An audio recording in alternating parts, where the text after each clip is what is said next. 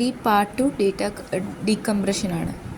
ആദ്യം നമുക്ക് നേരത്തെ ഇതുപോലെ തന്നെ സ്റ്റാർട്ട് ചെയ്യാം. ഫ്ലോ ചാർട്ടല്ലേ, ഓക്കെ. എന്നിട്ട് അടുത്തതെന്ന് വെച്ചാൽ നമ്മുടെ കംപ്രഷൻ ഫ്ലാഗ് ഓഫാക്കി വെക്കണം എപ്പോഴല്ല തുടക്കത്തിൽ, ഓക്കെ.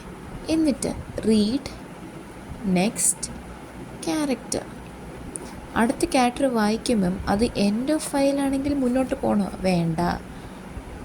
യെസ് ആണെങ്കിൽ സ്റ്റോപ്പ്.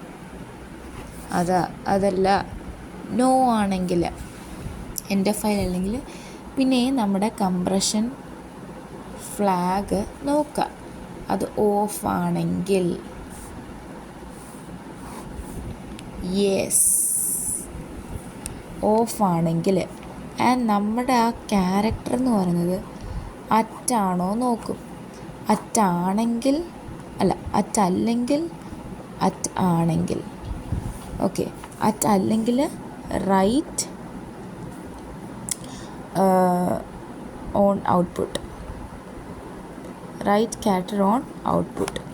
എന്നിട്ട് നമ്മളത് അവസാനം എന്താണ്, റീഡ് നെക്സ്റ്റ് ക്യാരക്ടറിലേക്ക് പോകുക, ഓക്കെ. അതല്ല, നമുക്കിവിടെ ക്യാരക്ടർ അറ്റാണെങ്കിൽ നമുക്കത് കംപ്രഷൻ ഫ്ലാഗ് ഓൺ ചെയ്യണം.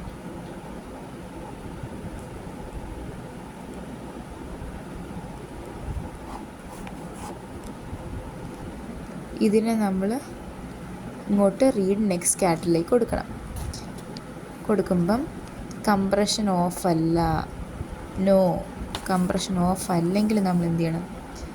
Read N characters.